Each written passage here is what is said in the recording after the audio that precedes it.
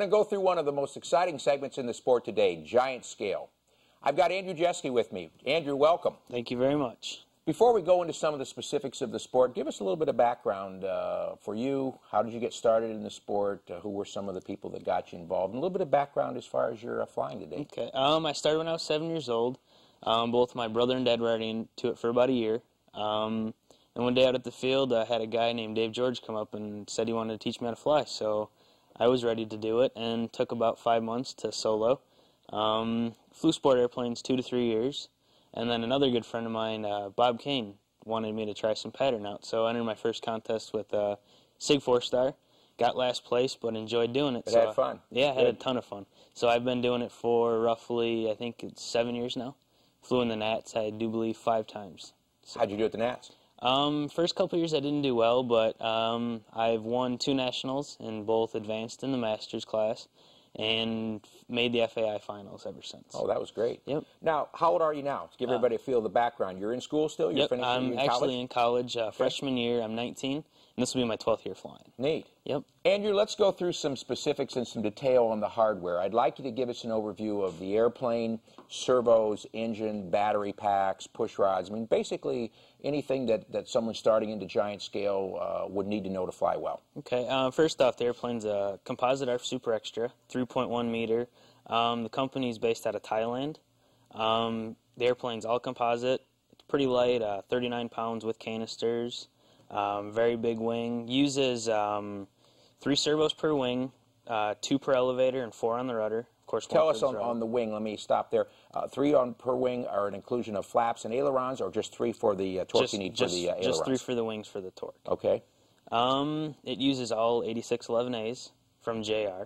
And what's the output on that, sir? That's a good size output. Yeah, on that. it's 320 ounces of torque at 6 volts. Yeah, that's a lot. So it's got a lot of power, but it's needed for these big airplanes. You can't use a standard size servo on these. Okay. So we're using Fromco batteries on this. Okay, and what type of batteries are they? LiPos, lithium-ions, NiCads? They're actually a lithium-ion pack. Okay. So when they come off the charge, they're at 7.4 volts, and you have to regulate them down. So we're using the Fromco regulators to about 6 volts. Okay. Which gives you the most output that the receiver can handle, and the servos give you the most torque and speed. We have 2 4800s for the flight packs. You need that to get your capacity up so you can fly all day without having to charge. And the ignition just uses a single 2400 lithium-ion pack. Same type battery pack. Okay. Tell us a little bit about the receiver and transmitter that you're using in this bird. I'm actually using the JR10X with the new JR 2000 synthesized receiver. It's their newest dual conversion. It's worked out really good.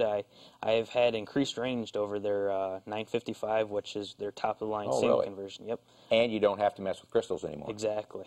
Yep. You just press a button, turn the radio on, and it scans for it, and then you're good to go. So when you go to a busy flying field, someone's on your channel, you don't have to worry about them turning on and shooting your airplane down. You can just change channels, and you're good to go. Away you go.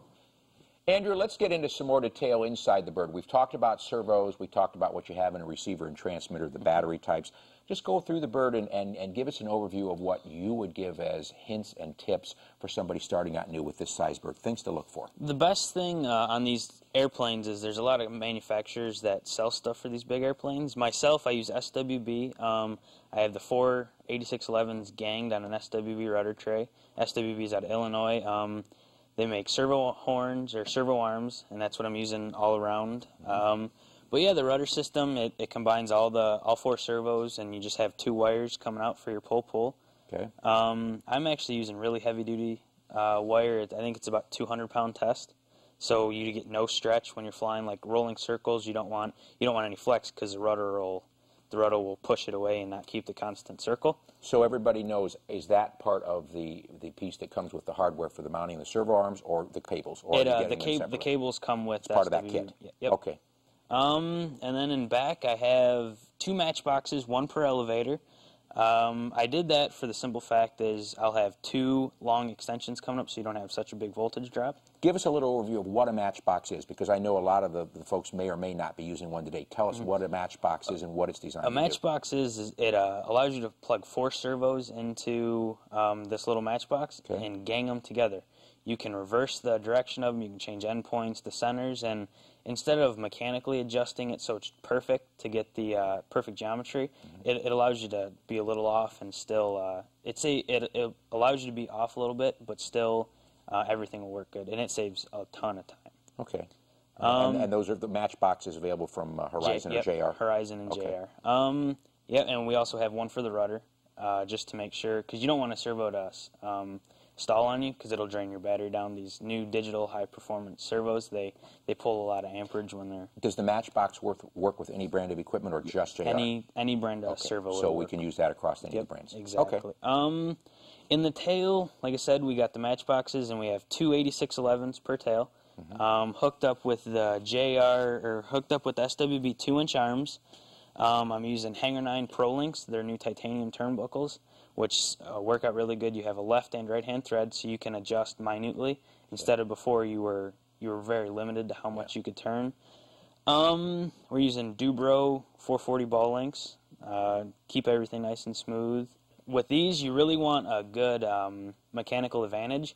What that is you don't want your servo horn longer than your control horn is on the surface out. Okay. You want at least 1-to-1, so you don't get any no more flutter. than that. Yeah, no more than that. Okay. You don't want any flutter at all. Yeah. Which, I mean, these airplanes are they'll blow themselves apart in the air if you get a flutter. Yep, exactly. And that's another reason why to use two servos. And that surface flutter that you're referencing. Yep, exactly. And that's another reason why to use bigger servos with more torque. To be able to hold and not give way and let a flutter get started. Exactly. Yeah, you want real strong gear trains so there's no gear slop, which creates it. And vibration on these things is a big problem with. Primarily from the power plants. Yep. Yeah. Yeah, from the big motors. You know, we're 18.5 horsepower up front, so you want to. There's always going to be the vibration. Luckily, it's a twin, so it doesn't move as bad, but it still will twist the airplane. You can see some marks where the wings have shook a little bit, but the new stuff's real good for vibration. Andrew, we've talked about the fuselage and most of the components inside. Let's take a look at the wing. Give us an idea of setup, some of the installation, and some of the specific tips that apply to the wing on the aircraft. All right. As we said before, we got 3 servos per wing, but as you see, we only have 2 control horns.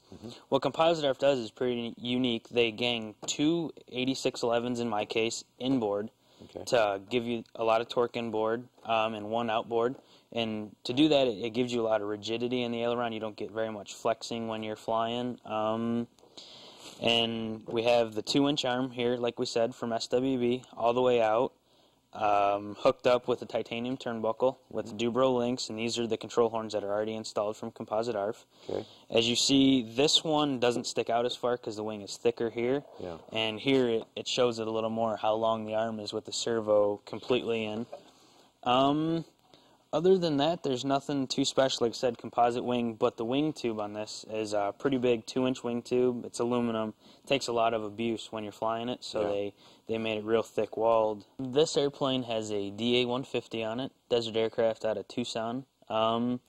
It's basically name brand motor. A lot of people use it. There's many other companies. I prefer this one. I'm using a 3210 Mesulic prop for 3D and precision. Gives a little better downline braking, but spools up real well. Okay. I chose to go with a quiet setup on this. I'm using MTW canisters, which really takes the dB level down. It's real. In this days, we got to make sure we keep the fields around. So. Oh, absolutely. What does it run roughly in dB level? Yeah. I would think at 25 feet, it's about 96 dB. Oh, that's quiet. Yeah. So for that size engine and a propeller, Yeah, you definitely gotta keep the noise down. Yeah. We're using Dubro 50-ounce fuel tank. Okay. I get roughly 15 minutes on the 50-ounce on the 50-ounce tank.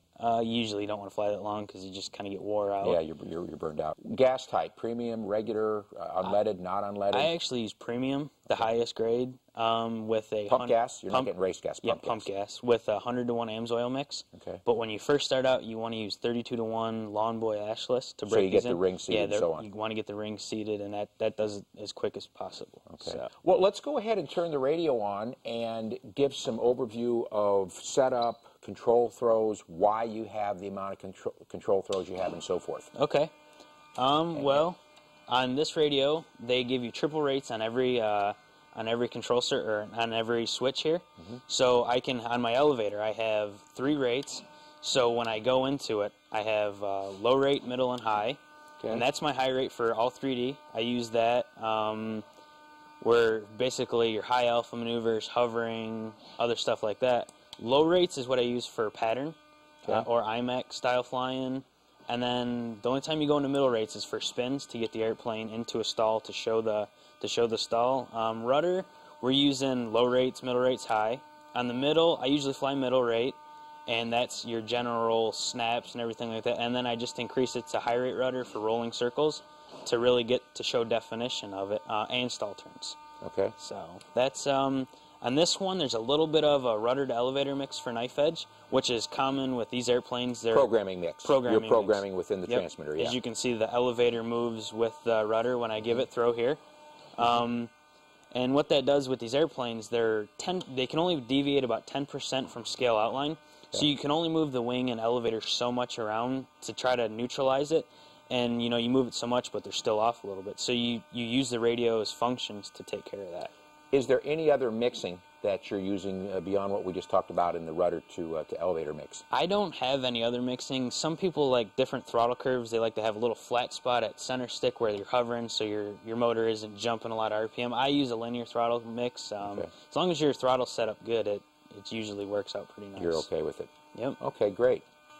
Andrew, let's go over some base building block maneuvers and also a comparison of the throws that you would use and the control movements to do those to, say, a normal pattern sport type aircraft. Like we went through with the through flight modes here, this right here is my lowest rate. I'm using about 15 degrees of throw, which is actually what we use in pattern planes. So you're not using very much for the precision stuff. You want to keep all the radiuses smooth and everything. But then when you go to high rates, you're up to 45 degrees, and this is used for all 3D maneuvers. And you actually want to use a lot of expo in here. Like, I'm using 60% expo, just so the airplane's not very touchy. On each surface, rudder as well as elevator and ailerons? On all high rates, about 60 across. You can see this, it's very smooth around center, but up here it gets real, it's very touchy. And this, like you said, you know, you use this for high alpha maneuvers, such as like the Harrier. What I noticed with these airplanes is they like to do the same thing over and over again. Like in a torque roll, you know, you might have to pull up and give right rudder immediately because it wants to go left, or left rudder. And the airplane does the same thing in a waterfall. You push over, it might want to veer left, so you just always add right rudder before it. So if I summarize, Andrew, it sounds like most of it, and this is the case in any flight regime, is practice, repetition. You want to get yourself to where it's instinctive. Basically, you're not having to think about it. Obviously, we'd probably recommend to the guys that they start out a little bit high. Yeah. Practice maneuvers up a ways. Definitely want to start a couple mistakes high. Sounds like a lot of fun. Yep. Well, Andrew, the giant scale are certainly a whole other world. We really appreciate your coming in and giving us an overview of the aircraft, and I wish you the best of luck in competition coming up. Thank you. I do appreciate it.